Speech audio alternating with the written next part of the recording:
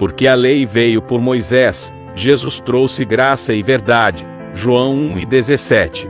Se inscreva no canal e compartilhe com um amigo.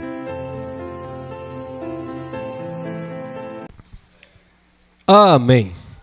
Graça e paz aos irmãos aqui presentes. Eu espero que esteja tudo certo aqui. O som também, né? Vocês que vão me assistir aqui na gravação.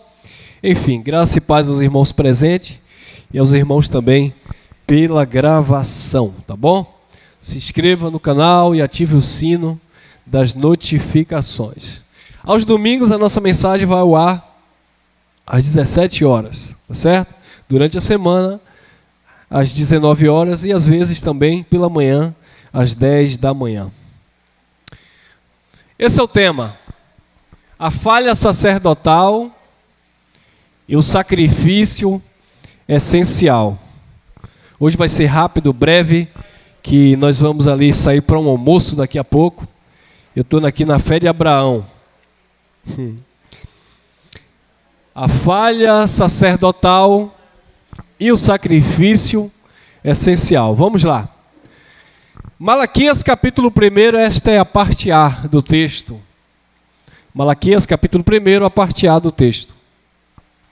O filho honra o pai, e o servo ao seu senhor.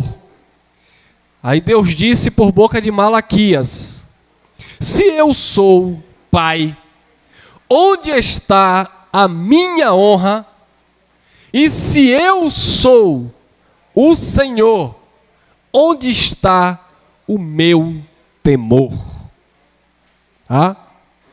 Agora, o mais interessante dessa leitura, nós vamos continuar a parte B e consequentemente, o mais interessante dessa leitura é o seguinte: é o pregador, eu não vou nem dizer pastor, rotular, porque é o pregador, independente da religião, né?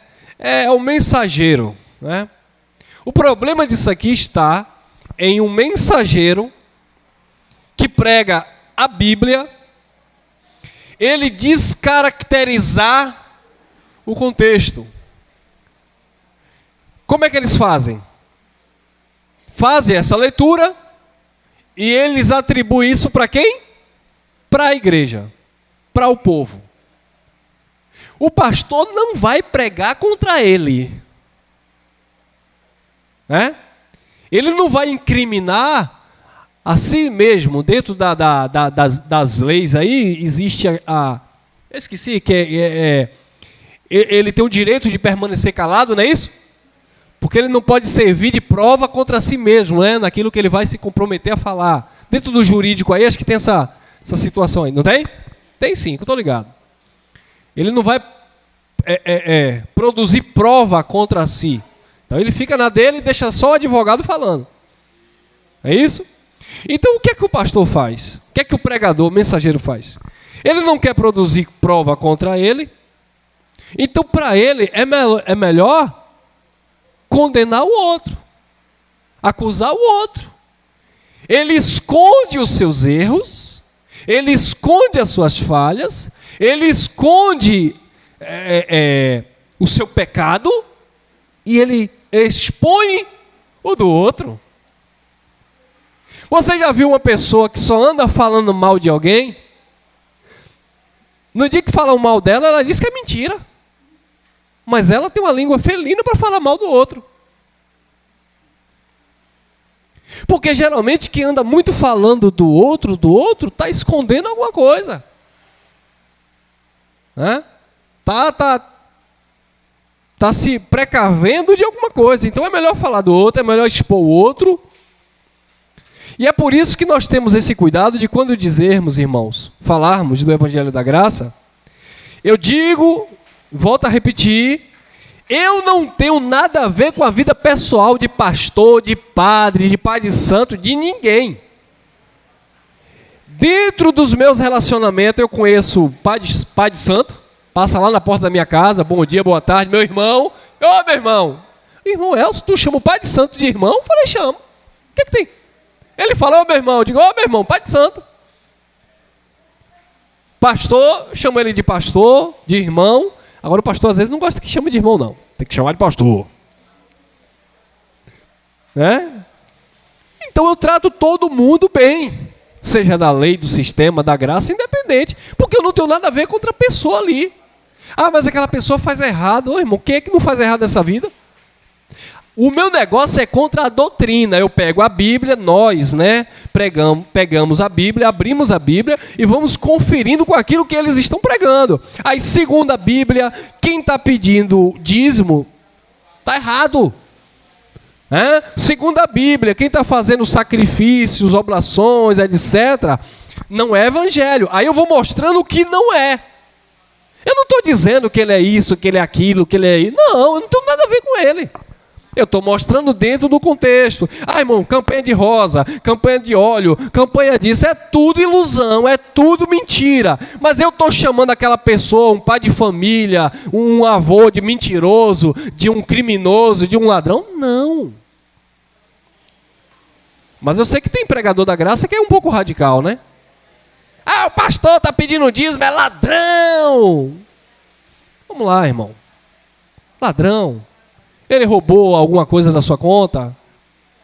Ele tomou alguma coisa da sua casa? Ele assaltou você? Ah, a doutrina dele é equivocada. Ah, mas ele está roubando. Dentro de quê? Dentro de uma doutrina que ele prega. Então você precisa orientar as pessoas para não fazer aquilo, ou não praticar aquilo. Mas não é esculachar aquela pessoa, porque também você outrora pedia dízimo, você outrora fazia um monte de coisa na igreja e você não era um corrupto. Você não era um 71. Pelo contrário, viu? Eu vou até mais longe. Como dizia minha avó, eu vou e volto. Tem gente que conhece o evangelho da graça, compra e não paga. Tem gente que é do sistema, compre, e é fiel nos seus contratos, e aí? Tem gente que conhece o evangelho da graça, vou botar um gato em casa, porque ninguém vai descobrir. Tem gente que é do sistema religioso, não, ele quer pagar a conta dele. E se você dizer, não, amor, não. Entendeu, irmão? Há casos e casos. Temos que ver isso aí. Então, o pastor, ele para se isentar, o pregador, para se isentar de responsabilidade, porque o texto é claro. Aí eu posso ser agora o quê? Um malicioso. E aí quando você percebe alguém malicioso aqui, aí você... Aí não, né, meu irmão? Você sabe ler? Sei. Você sabe interpretar o texto? Sei. Então por que você está distorcendo o texto? Porque eu até aceito um pastor vir, irmão, é porque ele aprendeu assim e tal. Mas uma coisa é você que estuda. Esses teólogos que tem por aí que pregam isso aqui totalmente deturpado. Olha lá o que Deus disse, por boca de Malaquias. O filho honra o pai e o servo seu senhor. Se eu sou pai, onde está a minha honra? E se eu sou senhor, onde está o meu temor? Aí o pastor diz assim, olha, o senhor está perguntando nessa manhã aí, onde é que está a honra dele? Aí começa a mudar o raciocínio. Você tem honrado ao Senhor nos seus dízimos? Olha, que uma coisa não tem nada a ver com a outra. Você está honrando o Senhor nas ofertas? Aleluia! E ele vai entonar a voz, porque isso gera um pouco de constrangimento, medo, temor e poder de Deus. Mas ele está lá na consciência dele, que o texto não está falando da igreja. Que em momento algum Deus estava se referindo ao povo. Mas sim, é o tema da palavra, a falha sacerdotal. O problema aqui não era com a nação de Israel. O problema aqui era com os principados, com as potestades, com os líderes de Israel, com os líderes do culto. Quer ver? Aí o texto vai continuar. Diz o Senhor dos Exércitos a vós, ok? Sacerdotes. Se nós fôssemos parafrasear hoje, a vós, pastores. Deus estava falando para os pastores da época. Então, ao invés de você pegar essa palavra e distorcer, dizer que a igreja aqui está em falta, que a igreja aqui não está sacrificando, que é o povo de Deus que não tem sido infiel. Você diz que Deus é seu pai, mas você não teme. Você diz que Deus é seu Senhor, mas você não honra.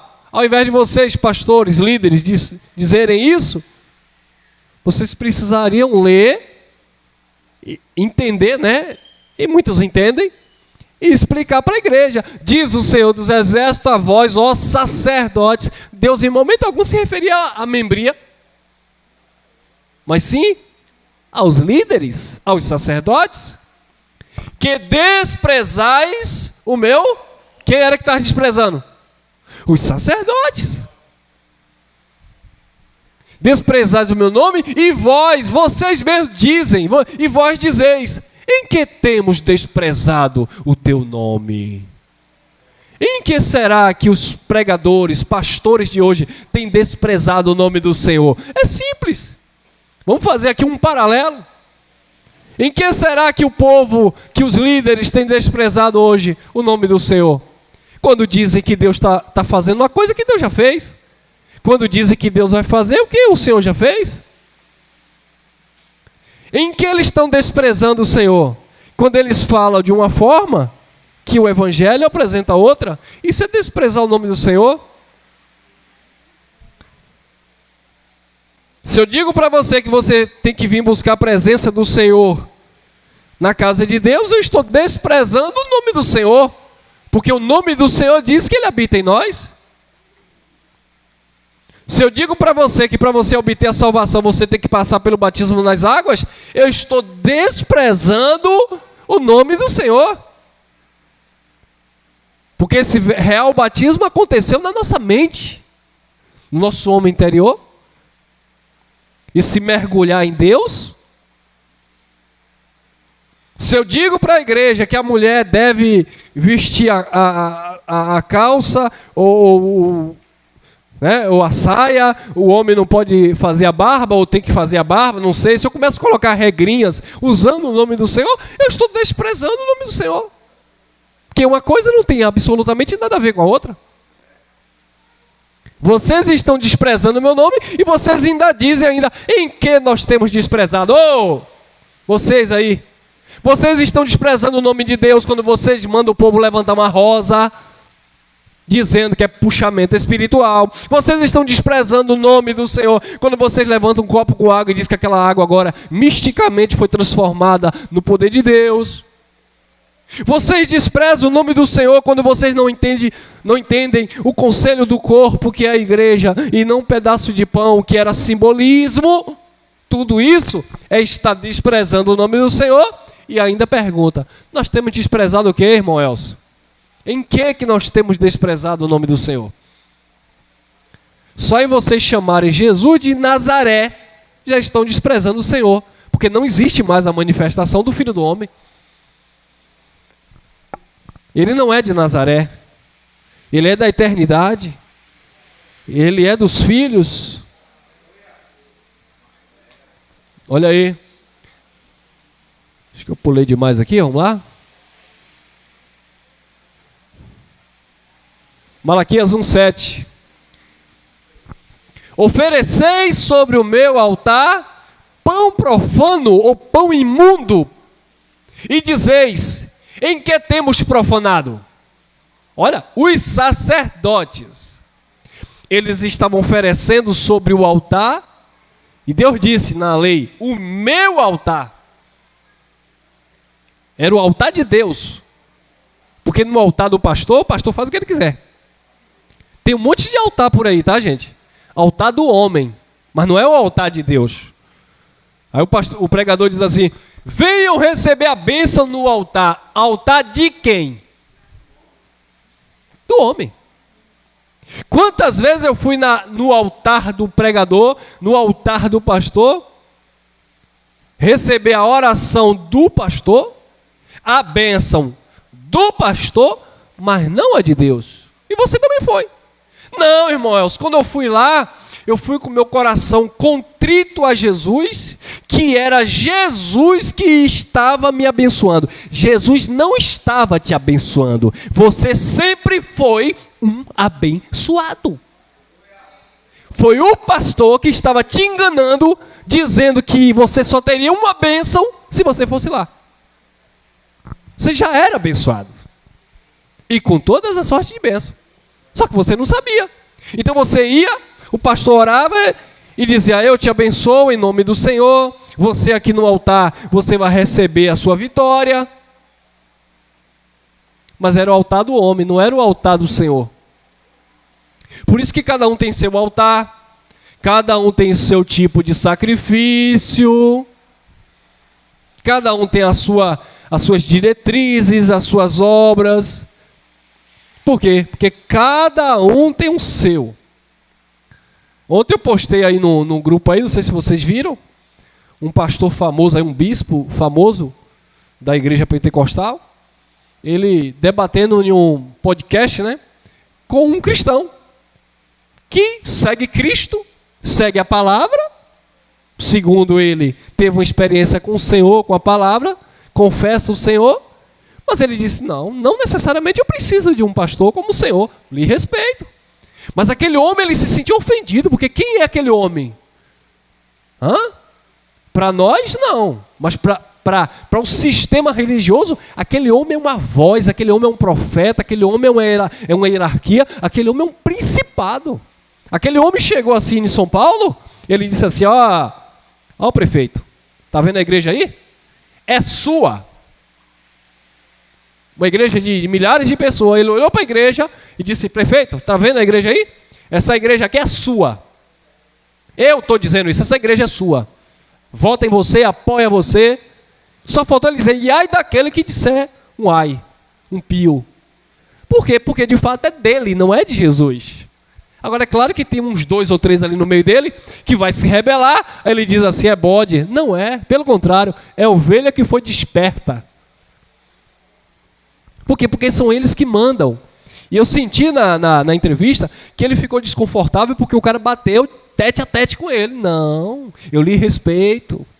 Eu reconheço o seu trabalho, mas eu não preciso do Senhor. Ele, mas não. Tem mais nem menos, meu filho. A sua importância, você tem, mas não para mim. Para mim é Cristo. Viu aí, irmãos? Mas tem pastor que tem medo disso, porque ele tem medo das pessoas não o respeitarem, né? não honrarem. Porque o que é honrar, irmão? O Senhor disse, né? Se eu sou pai, cadê minha honra? Se eu sou Senhor, cadê o meu temor? O que é honrar? O que é temer? É você admirar, é você respeitar. Não é você ter medo, é você reconhecer. Quantos irmãos meus aqui me honram? Eu sou privilegiado, porque eu tenho irmãos que me honram aqui.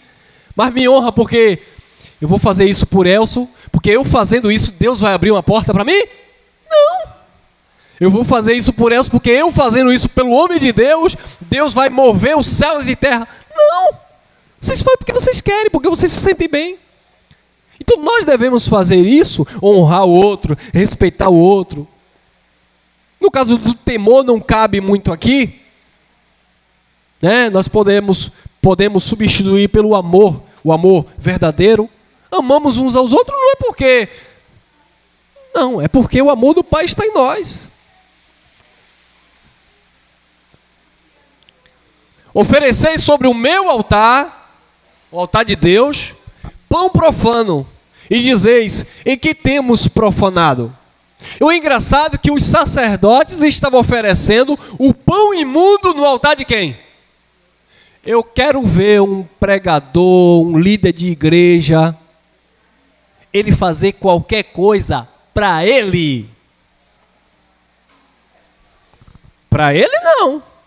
Para ele só quer o melhor. Ele ensina você a dar o melhor, a fazer o melhor, a sacrificar o melhor.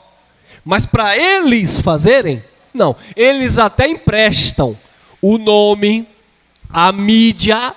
Você vê aí várias carretas levando donativos. Glória a Deus, tá, gente? Amém. Levando alimentação para as pessoas carentes, não sei da onde. Que bom que eles estão usando a influência dele, o poder de persuasão, e estão fazendo bem. Mas não fique pensando que ali sai do dízimo não, tá? Ali não sai nada do banco dele, da poupança, não. Ali é dos próprios irmãos que se mobilizam. Mas quem leva a fama é a instituição, igreja tal, instituição tal. Mas é o povo que faz, não são eles. Mas os sacerdotes, para Deus, estavam oferecendo no altar o pão imundo. Porque nesse contexto aqui, eles estavam roubando ao Senhor. Porque Malaquias não começa no capítulo 3, versículo 10, que o pastor diz que a igreja está roubando a Deus. Começa no capítulo 1, já relatando a fraude sacerdotal, a falha sacerdotal. Então a sentença de Deus por boca de Malaquias para Israel era principalmente para os seus líderes, que eram responsáveis, né, pelo seu povo. Então vocês me desprezam, profanam, nisto que pensais que a mesa do Senhor é desprezível. Vocês pensam que a mesa do Senhor é desprezível. Queridos, nós estamos fazendo uma leitura no Antigo Testamento, na lei de Moisés, mas vocês têm a mente do Espírito. Vocês já estão entendendo aqui a intenção do Espírito, que é trazer uma conscientização para a nossa vida em graça. Será que eu em graça tenho desprezado? Será que eu em graça não tenho feito pouco caso? Será que eu não tenho brincado demais com o evangelho da graça? Porque os sacerdotes, eles estavam desprezando a mesa e o altar. Muitas vezes nós não estamos desprezando, nós não estamos desprezando a mesa e o altar. Muitas vezes nós desprezamos o próprio Senhor em nós. A direção do Espírito em nós.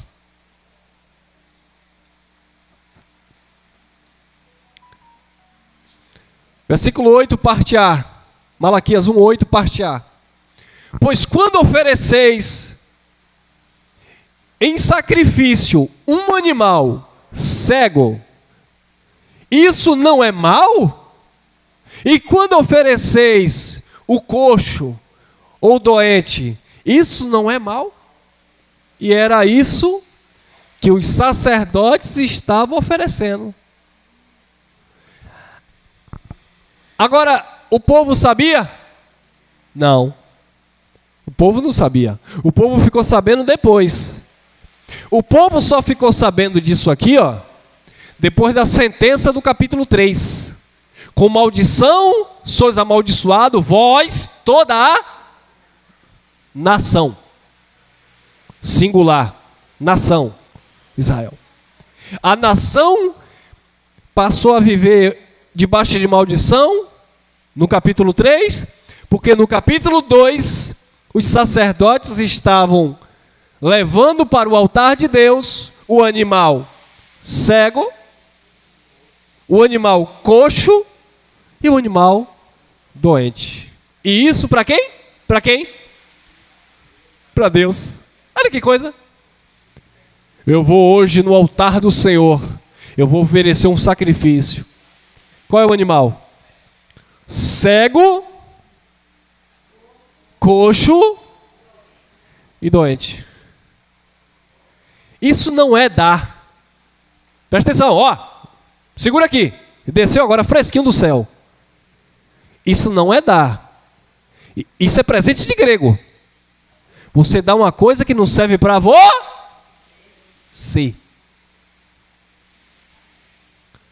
Eu não vou dar uma coisa que não serve ou não serviria para mim. Não estamos falando de valores, porque aquela mulher foi lá e depositou as moedinhas que ela tinha. Não estou falando de quantidade, porque Jesus disse que os ricos davam da sua sobra, mas ela deu de coração o melhor que ela podia dar. Então não é porque a pessoa deu algo que custa pouco, no seu ponto de vista. mas custou para aquela pessoa, então valorize. E outra coisa, eu particularmente, às vezes eu fico mais feliz quando eu ganho uma camisa usada ou nova, que alguém veio e me deu, que deu para mim, do que uma de marca, bonita, mas que eu vesti e não me caiu bem. Então não é o valor, é, primeiro, a importância, o significado e como você vê aquilo. Deus estava questionando, não era porque o animal era pequeno, não é porque o animal era barato. Deus estava questionando o defeito. Está com defeito. Por que vocês estão me dando isso? E outra coisa, Deus não estava questionando porque eles não tinham outro para dar. Pelo contrário, eles estavam separando os melhores para eles e dando o pior, o doente, para o Senhor, e ainda maliciosamente dizendo: em que nós temos defraudado o Senhor?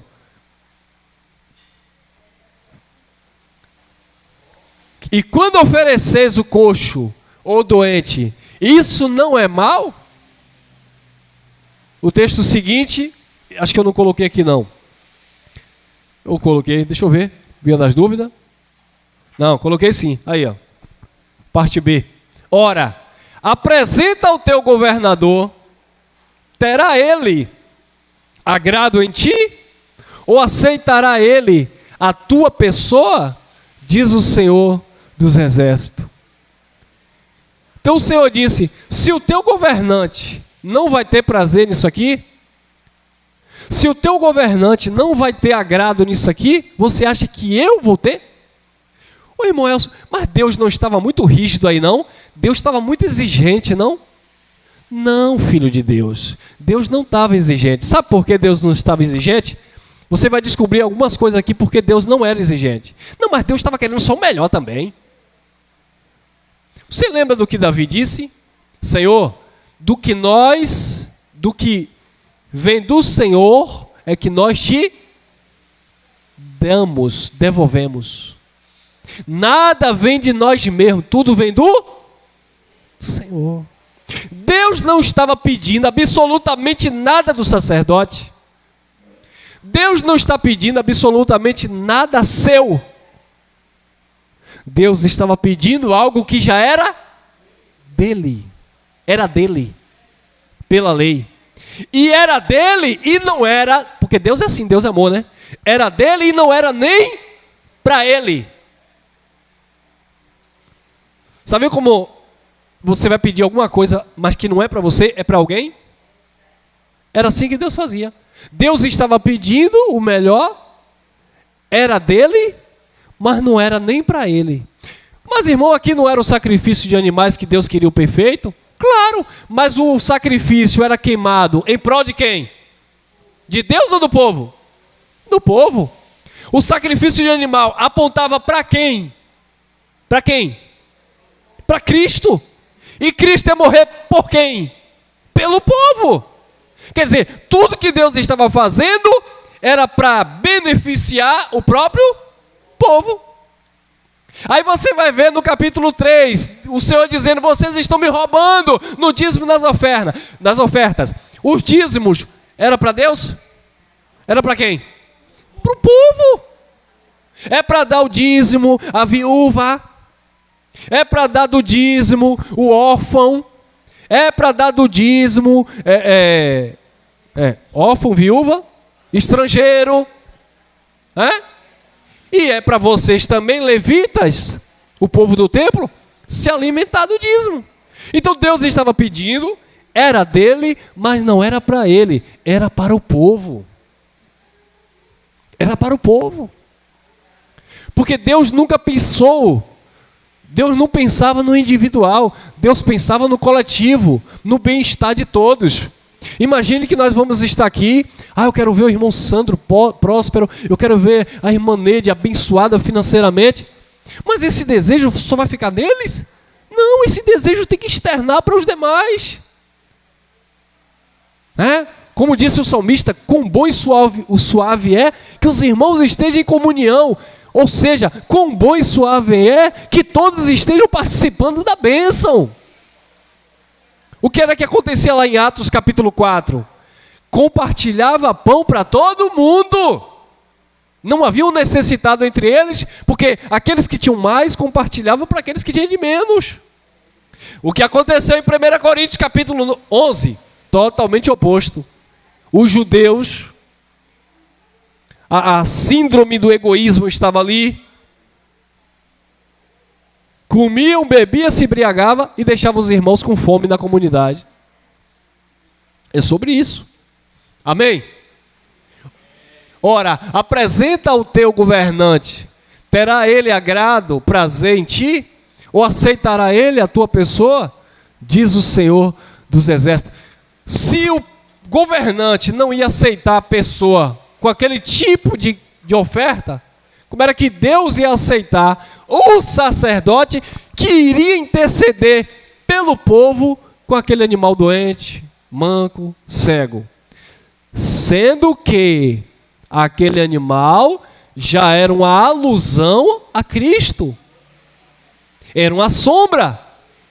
Então, ele tinha que ter as características do cordeiro perfeito. Não tinha que ser um animal de qualquer jeito. Por quê? Porque Deus lá na frente ia dar o cordeiro, como disse João, eis o cordeiro de Deus que tira o pecado do mundo, o cordeiro imaculado, o cordeiro sem mancha, o cordeiro perfeito. O cordeiro que Deus deu, que foi Cristo, foi tão perfeito que ele tinha que passar por todas as regras litúrgicas da lei de Moisés. O que era que acontecia com o cordeiro antes de ser sacrificado? Quem sabe? O cordeiro tinha que ser lavado. Primeiro que não tinha mancha, né? Não era coxo, não era manco, não era cego. O cordeiro tinha que ser perfeito. Aí o cordeiro tinha que ser lavado. Só por fora, irmão Elson? Por dentro também. As fissuras do cordeiro tinha que ser, as entranhas do cordeiro tinha que ser lavada também, antes do sacrifício. Tinha que limpar por dentro e por fora. Então como era que Deus ia aceitar aquilo que era uma sombra, tipificando, apontando para o sacrifício do cordeiro perfeito na cruz? Se os sacerdotes estavam dando doente, fazendo de qualquer jeito, improvisando, Deus disse: não, eu não recebo, com maldição sois amaldiçoado. Aí quando Jesus chega, vem Jesus, está lá João batizando. João, eu careço ser batizado por você. Eu vou ser batizado. João disse: não, Senhor, eu que careço ser batizado por você. Jesus disse: não, por agora é necessário que eu me batize para que se cumpra toda a lei ou as escrituras. E o que era que se cumpria ali quando Jesus ia ser batizado? O lavado cordeiro da lei. João agora lava Jesus, simbolicamente falando. João, representando o último profeta, ou representando a lei, como um sacerdote que lava a oferta para ser sacrificada no altar, na caixa quadrada de madeira de acácia, e coloca fogo. João agora representa aqueles sacerdotes e mergulha Jesus na água, lavou o cordeiro. Ah, mas na lei lavava por fora e por dentro as entranhas. Vai Jesus para a cruz, chega na cruz, leva uma lança aonde? Na cintura. E o que é que sai da cintura? Sangue. E depois do sangue sai o quê? Água, lavado de dentro para fora. Para se cumprir as escrituras. Ele foi lavado por fora por João Batista. E por dentro, ele também foi lavado quando saiu todo o seu sangue. E junto com o seu sangue saiu água. Sangue representa o quê, irmãos? Vida. Ele veio para dar e ele deu a vida. E a água representa o quê? Vocês estão na escola dominical, né? Lavagem, que representa a palavra. Por isso que ele disse: vós já estáis limpo pela palavra, pela água limpa. É por isso que Paulo, falando aos Hebreus 10, 22, vocês já estão lavados com a água limpa. É por isso que Paulo, falando aos Efésios, capítulo 5, versículo 26 também, Paulo disse, vocês foram lavados com a água limpa da palavra. Então de Jesus na cruz sai sangue para purificar pecado, para dar vida ao morto, mas também sai a água para limpar, assim como ele foi limpo de dentro para fora, a água, a palavra, também limpa o homem, de dentro para fora. Ah, mas eu vou me batizar, irmão Elcio. Limpou por fora. E por dentro? Como é que limpa por dentro? Só a palavra. Como é que você se batizou por fora e por dentro? Ah, irmão, eu já sou batizado nas águas. Tá, Jesus também foi nas águas. E aí? Significa o quê? Significa cumprimento da lei. Você foi batizado nas águas, significa também cumprimento da lei. A questão é, e o batismo e a lavagem que vem de dentro para fora? E a água que tem que jorrar de você? Não foi isso que ele falou para a mulher samaritana? Eu vou te dar uma água. Até parece que Jesus estava querendo encher aquela mulher de água. Eu vou te dar uma água e essa água vai jorrar de dentro para a vida, vai fluir de você. Aí a mulher disse, cadê essa água que eu quero? Aí Jesus, simbolicamente, mas não foi aquela água que fez efeito na mulher. A água que fez efeito na mulher foi quando aquela mulher deu as costas, que subiu a serra.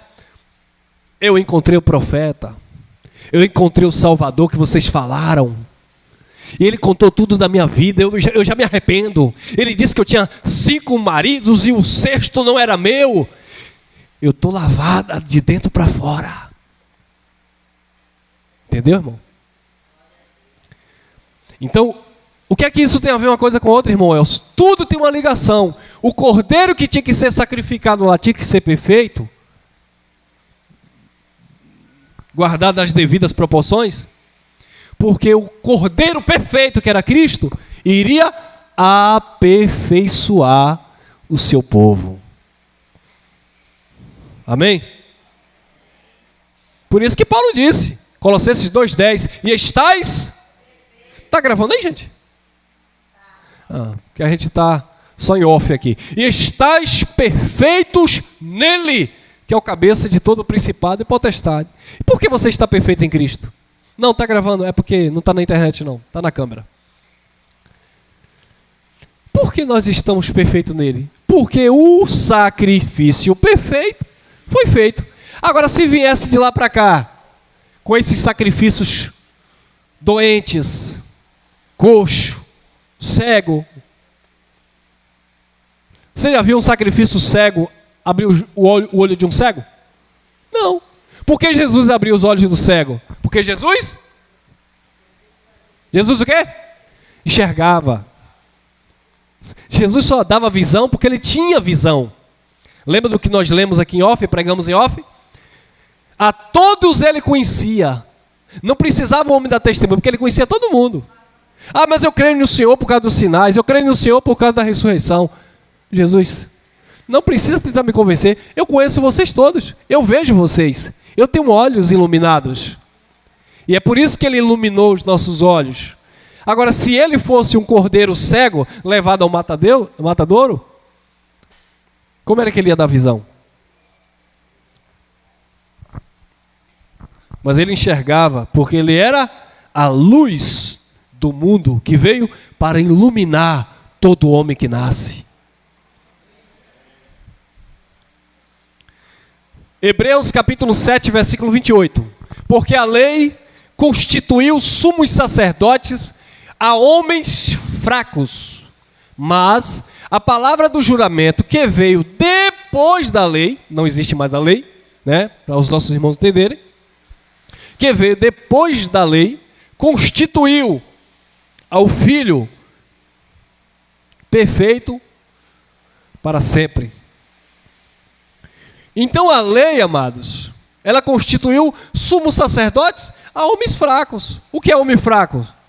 Homem fraco é homem corrupto. Por isso que Jeremias disse, enganoso é o coração do... E desesperadamente... Era tão corrupto que os mesmos que estavam lá para oferecer sacrifício, estavam enganando, né? Entre aspas, o Senhor. Os que eram para oferecer o melhor, estava oferecendo o doente. Por quê? Porque a lei tratava com sumos sacerdotes a homens corruptos. Todo líder religioso que está fundamentado nas obras da lei estão em corrupção.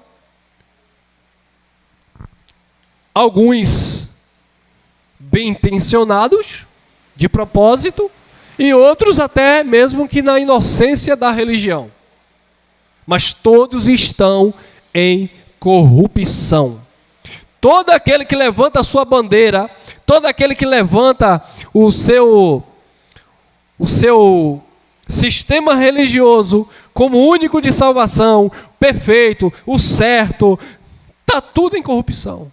Aqui tem que guardar o sábado, ali não pode fazer isso ou aquilo, ali acolá tem o óleo, ali já não tem o óleo, aqui bate palma, ali não bate palma, ali veste assim, ali veste assado, aqui a igreja é preta, ali a igreja é amarela, aqui não sei o que, aqui... Tudo corrupção, tudo coisa de homem. Tem nada a ver, é tudo sacerdócio humano, é fraco.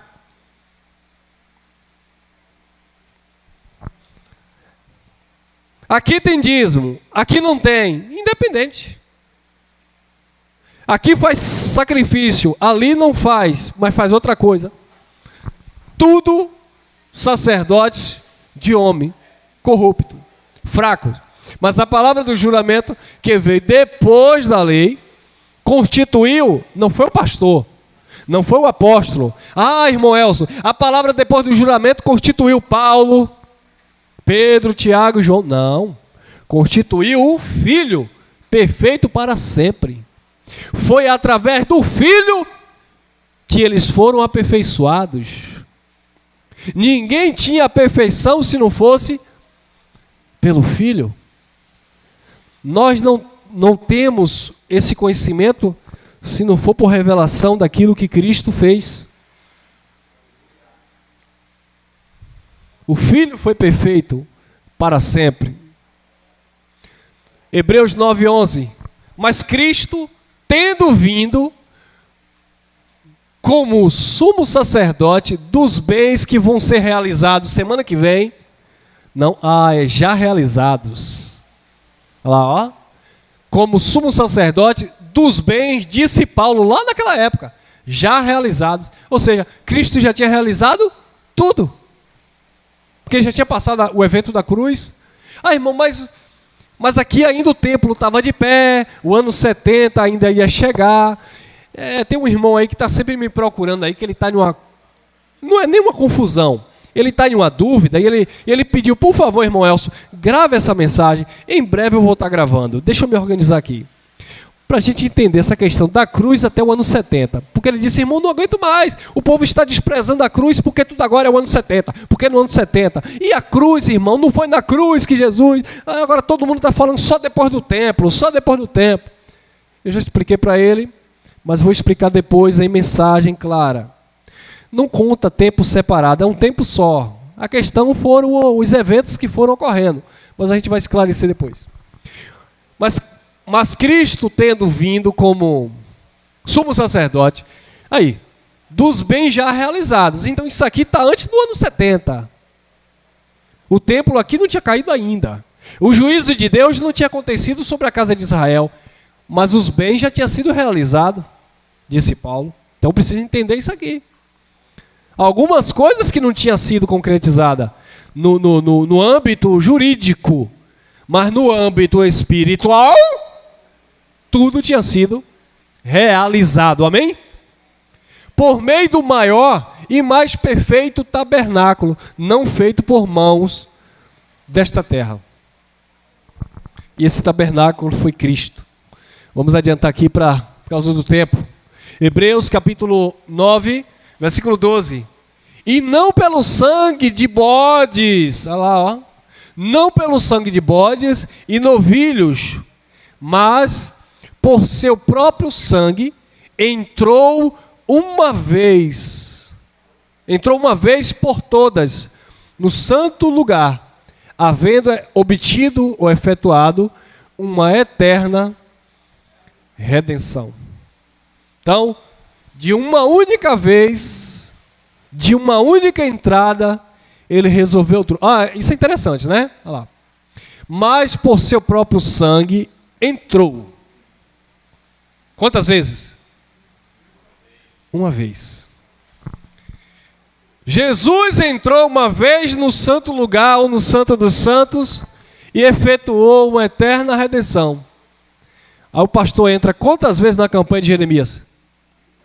Quantas vezes no jejum de Daniel?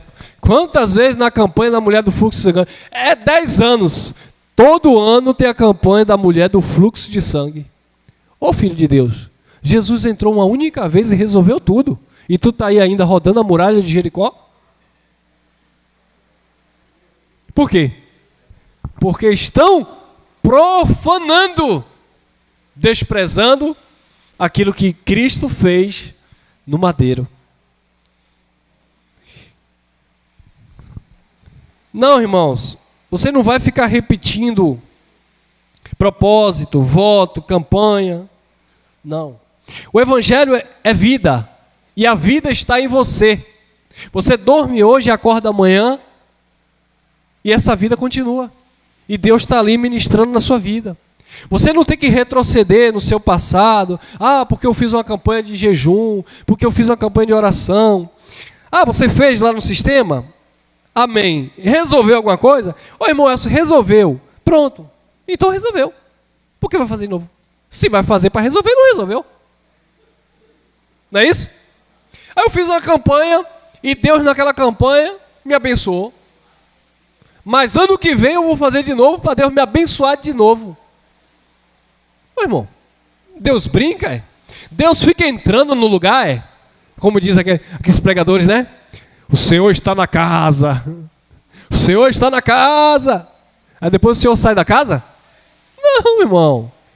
Ele entrou uma só vez, efetuou uma eterna redenção e acabou, preparou tudo. Ele já preparou o lugar. Ele disse, eu vou, preparo o lugar e volto para vocês. E voltou. E habita em nós. E o lugar está onde? Está em você. Ele está em você. Eu pensei que o lugar fosse lá no céu. Não, irmão. Esse corpo não vai para lá. Vai para lá ter um espírito perfeito.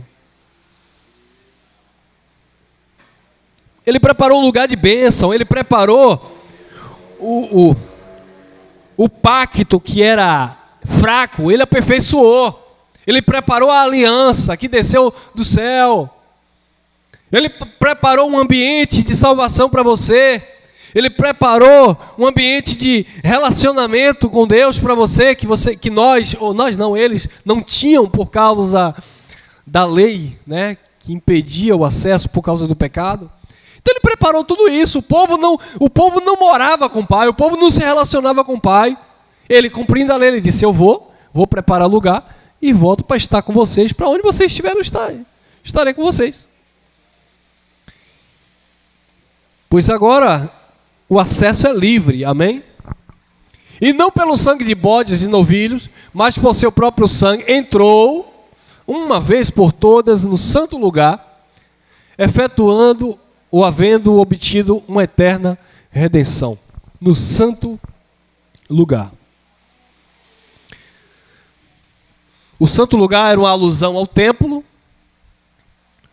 e que hoje esse santo lugar é a nossa mente, é o nosso coração. Hebreus 10:10. É nessa vontade dele que temos sido santificados. Mas cadê aqueles sacerdotes falhos? Mas cadê aqueles homens lá da lei que apresentavam o animal coxo? Acabou.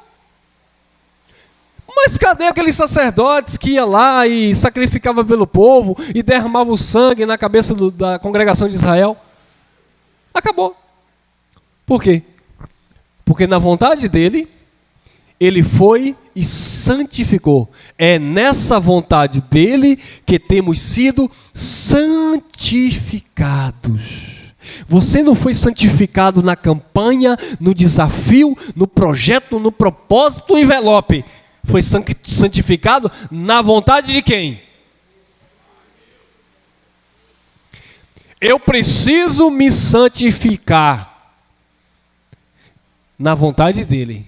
Você não se santifica na sua vontade. Você não tem vontade para se santificar. Eu desejo. Desejo não é vontade. Desejo passa. Desejo é uma mulher grávida querendo comer um pedaço de bloco. Tem mulher que é assim, né? Foi Cristo aí? Não foi não. Desejo. Agora vontade que queima no teu coração, que arde, você quer e você vai lutar e batalhar pelo aquilo, aí é outra história. É na vontade do Pai. O Pai tem vontade. E a vontade dele é boa e agradável. Pedro disse, sede santo como é santo o vosso. Foi ele que se santificou para ser igual a ele. Não é você que se santifica, é ele que te santificou. E é nessa vontade dele que temos sido santificados pela oferta do corpo de Jesus Cristo, mais uma vez, feita uma vez para sempre. Mais uma vez. Você não vem para a igreja, para o templo, para todo domingo aceitar Jesus, para todo domingo. Não, irmão. Você se reúne como igreja, está como igreja, vive como igreja, porque você já é salvo. Hebreus 10:11. Ora, todo sacerdote se apresenta dia após dia, ministrando, no nosso contexto se apresentava, né? Mas aqui Paulo estava falando porque o templo estava de pé ainda, então eles se apresentavam. Ora, todo sacerdote se apresenta dia após dia, ministrando e oferecendo muitas vezes os mesmos. Aí, ó. Olha o que era que os sacerdotes fracos faziam. Agora, olha o que é que os líderes hoje fazem. Todo domingo vem um pastor ministrando e apresentando os mesmos sacrifícios. Todo domingo. Campanha, jejum, propósito, desafio, a oferta da viúva, o lenço de não sei quem, a túnica de José, todos os dias. Os mesmos. Por quê? Porque isso é do sacerdote humano, irmão. O do sacerdote humano nunca acaba para eles. Agora, como Cristo já fez tudo perfeito, você não tem que ficar vivendo isso. Ministrando e oferecendo muitas vezes os mesmos sacrifícios, que nunca podem tirar pecado. Sacrifício esse que não tira pecado de ninguém. E tem jejum, tem óleo, tem tudo que você pensar. Nem precisa estar listando aqui, né? Não adianta, não tira pecado. Não resolve absolutamente nada.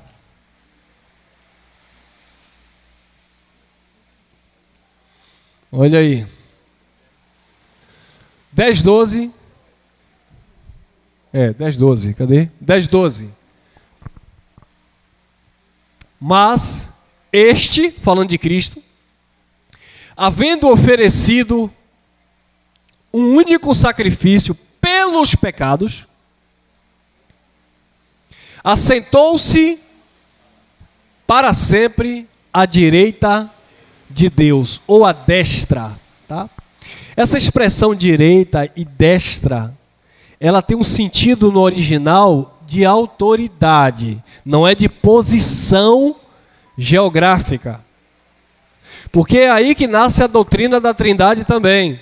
Olha, se Jesus sentou à direita, Deus está no meio, o Espírito Santo está à esquerda. Então as pessoas dizem que Jesus sentou à direita porque tem outra à esquerda. Aí ele diz que é o Pai, Filho e Espírito Santo. Aí coloca aquela imagem lá, o Filho do homem, o homem, Deus e uma pomba. Porque o Pai sentou, porque Jesus sentou-se à direita. Não, irmão. Depois que ele efetuou um perfeito sacrifício pelos pecados, ele assentou-se para sempre à direita de Deus, ou à destra da majestade, é cumprindo aquela palavra que está em Filipenses capítulo 2, que lá no versículo 5 em diante diz assim: que haja em vós o mesmo sentimento que houve em Cristo Jesus, que subsistindo em forma de Deus, não teve por usurpação ser igual a Deus, antes aniquilou-se a si mesmo, tomando uma forma de homem, achado na forma de servo, foi para a morte e morte de cruz, pelo que Deus o exaltou soberanamente, lhe deu um nome que está acima de todo nome. Então, isso significa que está na direita, é que ele recebeu de volta toda autoridade, todo o poder que outrora ele abriu mão para participar de carne e sangue. É aquilo que está lá no livro de João também, que diz que o verbo no princípio estava, o verbo era, e o verbo se fez. Não era, ele se fez, ele não era. A palavra que é espírito e vida, como disse Jesus, João capítulo 6, 63, a carne para nada presta, a palavra que eu vos digo são espírito. Então aquela palavra, aquele verbo, o haja, que era espírito e vida, se materializou na terra, na pessoa do Nazareno. Quando aquele Nazareno deixou o corpo físico, aquele haja, aquele verbo, aquele espírito, aquela vida, voltou para o seu trono de glória. É o que diz também em 1 Coríntios, lá no capítulo 15, nos versículos 28 em diante, que diz que o Filho entregou o reino ao Pai, para que Deus seja tudo em todos. Ele entregou a manifestação de Filho, porque enquanto ele estava na terra, ele era rei dos judeus, mas depois que ele entrega a manifestação a Deus Pai, e ele agora recebe todos os atributos da divindade, ele não é mais rei de judeu, ele não é mais Deus dos judeus, ele é Deus de toda a eternidade, do seu povo, dos seus filhos, amém? Dos espíritos, oh glória! Ele não está preso em Nazaré, irmão. Ele não está preso em Nazaré, não tem lá uma microbactéria de Jesus de Nazaré, não tem lá no Mar Morto, não tem lá no Jordão. Eu vou me batizar no Jordão porque Jesus foi batizado aqui. Esqueça isso, irmão. Isso é misticismo. Ele tem um trono de glória e vive eternamente. Ele não é mais Jesus o Nazareno. Ele também não é... Epa, corta aqui para mim. Ele também não é mais o Yeshua HaMashiach. Porque o que tem de uns irmãozinhos aí que estão me dando dor de cabeça. Falava comigo, graça e paz, tal e tal. Agora não. Ah, irmão Elcio, você prega muito bem, mas você está equivocado. Não é Jesus, é Yeshua. Teve até irmão que saiu do nosso meio aqui, porque não é Jesus, é Yeshua. Você não sabia que o nome Jesus é o nome pagão? Eu sei, e tenho ensinado. Você não sabia que o nome Jesus significa porco? Quem não sabe fica sabendo. O nome Jesus significa porco. Só que nós não adoramos Jesus. Nós não adoramos o nome Jesus. Nós não estamos presos ao nome latim. Não, irmão. Mas o nome dele é Yeshua, mas ele não existe mais. Mas o nome que ele recebeu do Pai é Yeshua. Sim, irmão, mas o nome dele agora não é mais de cartório judaico. Quando você se refere ao Pai, a Jesus, ou a Cristo, ou Messias, é algo espiritual, uma ligação espiritual, não tem nada a ver. Se chamam ele de João, de José, é o que você é com ele. Não foi José, não foi Jesus, nem foi Yeshua que mudou a tua vida. Quem aqui andou com Yeshua? Ninguém. Então eu também não andei com Jesus de Nazaré. Agora o Espírito, porque o Senhor é Espírito, o Espírito dele não morre, o Espírito dele não estava preso lá em Jerusalém, o Espírito dele não está na sepultura, o Espírito dele não tem nome em cartório, seja brasileiro, americano, sei lá o quê. É sobre isso, amém? Porque imagina a confusão, irmão, mas se o nome dele, se na Bíblia, no original não tem um J, então você não pode falar que é Jesus. Irmão, então agora eu vou ter que estudar grego, hebraico, aramaico, porque Jeremias, João, tanta gente com J, José, eu não posso falar mais, porque não tem o J no original.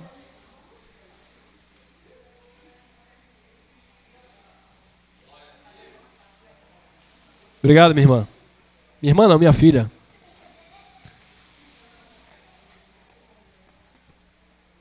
Será que Jesus está me revelando alguma coisa aqui? Minha irmã me deu uma balinha aqui para depois que eu terminar o culto, botar na boca. A minha filha me veio aqui e me deu 3 pedrinhas, uma profética. Pai, Filho e Espírito Santo. Tic-tac. Eu já estou terminando a reunião. Foi Deus usando o vaso para tirar um pouquinho aqui do bafo depois. Amém. Está acabando. Mas este, havendo oferecido um único sacrifício pelos pecados, assentou-se para sempre à direita de Deus. Está acabando agora? Agora vai. Aí, aqui.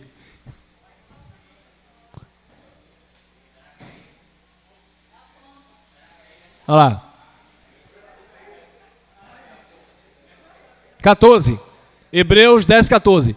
Pois com uma só oferta tem aperfeiçoado. Ele santificou e ele aperfeiçoou para sempre os que estão sendo santificados. Eu achei isso aqui interessante, porque tem outra tradução que diz assim: para sempre os que são santificados.